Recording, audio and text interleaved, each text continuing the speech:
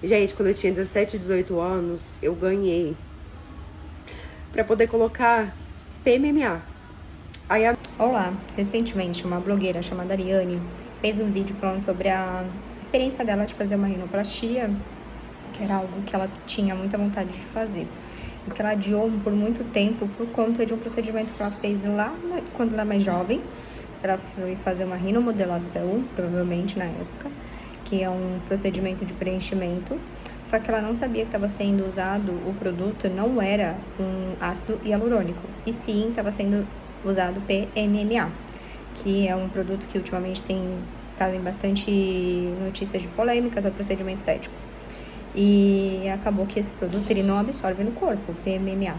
Então, ele fica ali para sempre e aquela região você não pode mexer, porque grandes riscos de ficar com uma cicatrização e não ter um resultado tão positivo, ou zero positivo.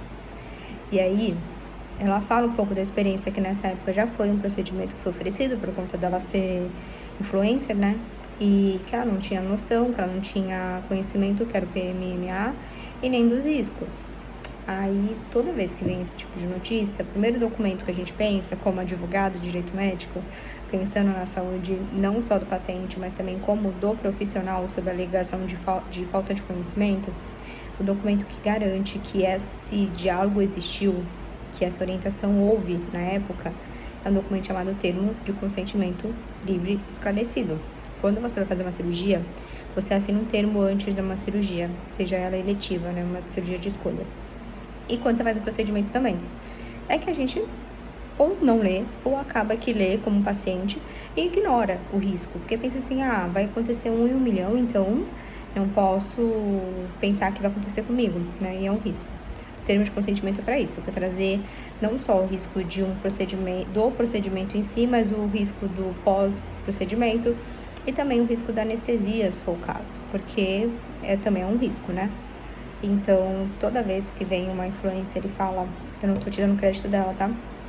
Mas toda vez que uma influencer fala que não tinha conhecimento do que estava sendo preenchido, colocado, do que estava sendo feito, é uma ilusão achar que o profissional realmente não teve esse diálogo. E quando a gente pensa na defesa e na reputação desse profissional, a gente pensa, será mesmo que não teve? Será realmente que ela não teve que assinar nenhuma documentação para ter ciência desse procedimento? Ou ela realmente não lembra? Ela realmente não sabia? Porque o termo de consentimento está lá dizendo, né, que o PMA estava sendo usado como preenchedor. O PMMA, para quem não sabe, ele é um preenchedor não para fins estéticos, e sim cirúrgicos, para situações específicas. Mas, ultimamente, ele tem sido usado bastante como preenchedor na face e a bioplastia, que é no glúteo, como preenchedor. Só que ele é um produto que ele não absorve no corpo e ele também não se retira, porque não tem como retirar. Ele calcifica, ele endurece e fica na pele e no osso. Então não tem como retirar, e mesmo que tente retirar, vai ter uma cicatriz muito feia.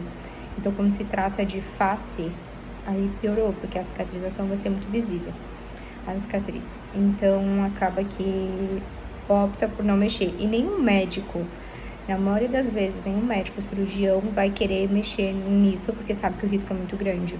Somente quando se trata de uma pessoa pública, porque vai mexer na imagem dela, né, na face dela, então vai trazer mais malefícios que benefícios. Então, se indica a ficar com o produto no corpo e ficar monitorando para verificar se ele não vai migrar ou se vai trazer alguma complicação ali naquela região. O Conselho Federal de Medicina já solicitou que o PMMA seja proibido de ser comercializado, seja usado apenas para fins cirúrgicos, né, e não ser vendido do jeito que está sendo, e também oferecido como um procedimento estético, e ainda mais com garantia de nenhum tipo de complicação ou prejuízo ao paciente.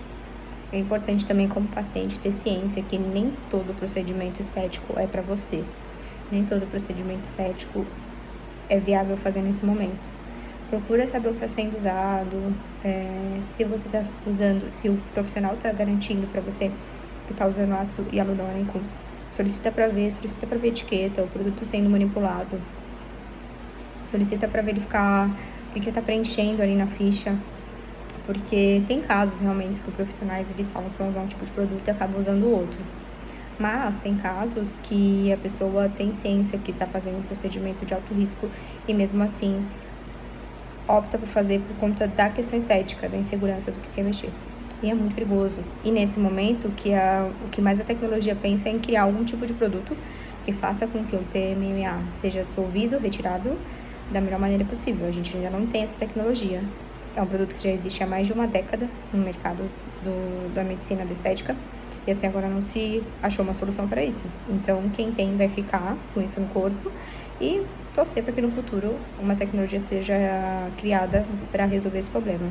Mas por enquanto não tem. E na estética é assim: se cria um procedimento, se acha um problema e depois se cria um novo procedimento para resolver esse problema.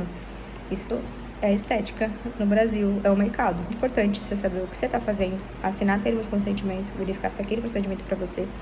Profissionais da saúde e da estética, não deixem de usar termo de consentimento. Ele é o documento mais importante, assim, de todo o prontuário, como documento de defesa, até de uma alegação, nesse caso, de falar que não sabia do que estava sendo feito, usado. É um documento de defesa, né, porque é muito fácil a outra parte vir falar que não sabia o que está sendo usado, o que estava sendo feito, e fazer com que esse público também vire seus defensores, seus advogados. E a gente sabe que na estética e na medicina não é assim que funciona, né? O paciente muitas vezes é muito bem orientado, ele opta pelo caminho que quer seguir. Então, não deixem de usar documentos que são extremamente importantes para o atendimento de vocês no dia a dia. Isso porque o próprio conselho, tem resoluções que falam sobre os documentos que devem ser usados no atendimento. Até porque falta de documento, além de te trazer grandes problemas em processos judiciais, pode resultar em uma infração ética junto ao seu conselho, um processo administrativo.